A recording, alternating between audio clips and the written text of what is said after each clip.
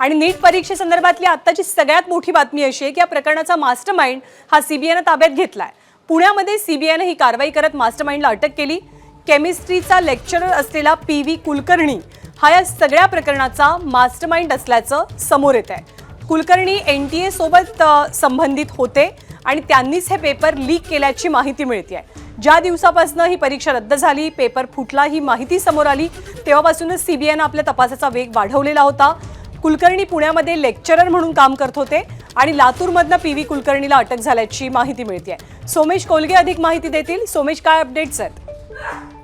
निश्चितच पी.व्ही. कुलकर्णी नावाचा एक प्राध्यापक केमिस्ट्री लेक्चरर होता आणि या प्राध्यापकाला एनटीए पर्यंत ऍक्सेस होता आणि त्या ऍक्सेसचा गैरफायदा घेत त्यांनी या सगळ्यामध्ये पेपर फुटीचा डाव रचला असं कळलंय।